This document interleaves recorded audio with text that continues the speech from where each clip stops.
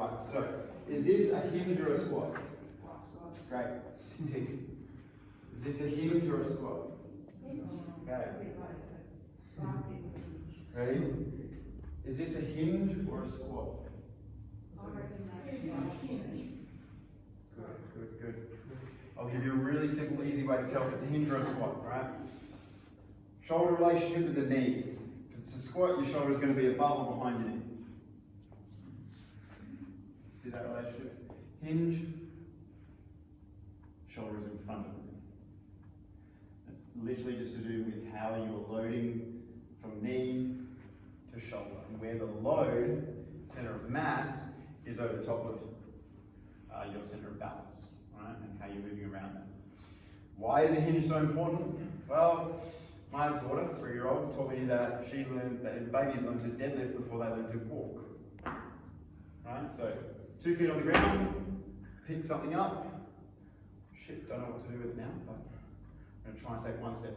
A lot harder to balance, as you all found at the start, a lot harder to balance on 1 foot than it is to stand on 2 and just bend over, okay? So it's a fundamental skill that babies learn when they want to pick something up and stand up with it, okay?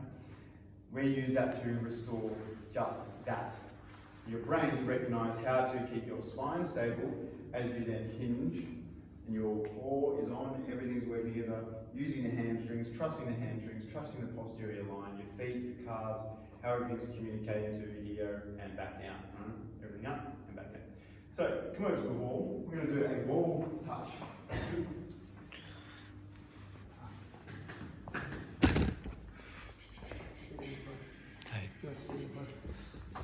Okay, so if you have your back to the wall, I just want you to take a foot step forward. And for the purpose of this, you can have your feet wherever it is most comfortable distance apart, right? Whether it's together, whether it's probably going to be really far apart, but anyway. The task is to touch your butt on the wall. Everyone touch your butt on the wall and then come back up. Great. You fail that if you fall over and don't come back up, right? So I want to always see you get to a position and then be able to return from that position without falling, okay? Or if you fall forward, okay? So if you're successful, take a inch step forward or a big toe distance step forward and retest your ability to touch the wall.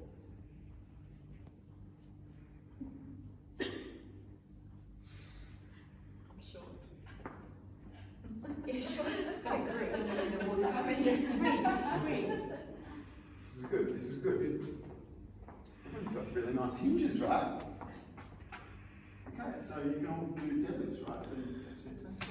Okay, what are we doing here? We are hinging, right? The hips going back, and just check out this bottom position, touching the wall, and I just want you to hold this bottom position right here where you're just feathering the wall, right? Don't be leaning on the wall. Either you want to have your chest up if you can, right? Knees pushed back further. No, not feet, knees. Yeah, but I won't be able to touch the wall then. Oh, okay. Were you cheating with this then? And Philippa, can you go chest up? I want you to reach your arms forward. So notice how we've reached our arms forward. We've increased the leverage of our upper body, of our spine, right? And then from there, coming up. Did you all feel your hamstrings working to hold you in that position? Yeah. We're all the hams. I actually found out why they're called hamstrings. It's a good story, I'll tell you later. So that is the position that we want to think about going into every time you do a deadlift, right? Or a hinge pattern. Notice how your shins are almost vertical.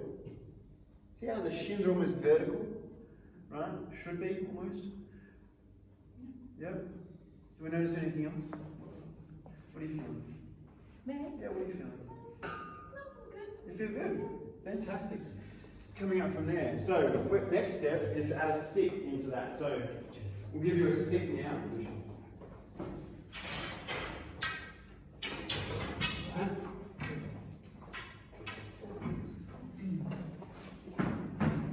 Cool. Your choice, whether the stick goes. This will be dependent upon what your preference is, whether you have true proprioception, you can feel Sacrum, down the bottom here, mid-thoracic, in between the scapulars, and then back in the head. So you would have to have the bottom of the tailbone. So that when you hinge, the goal is to maintain those 3 points of contact. Right? So it's not that, it's not that, yeah? If you have a shot, it's on the back. We'll start with the back. Getting it on the back. So we want to have one hand behind your neck, the other hand can be just in your lumbar, holding the stick. Good. Maintaining those 3 points. Yeah, and you want to have the bottom of the stick touching your sacrum, so down the bottom tailbone. Not really, it's not touching the head or the. Down like this, beautiful. There you go. Good. Now how's that going? And it feels firm, right? And that's how hard it works.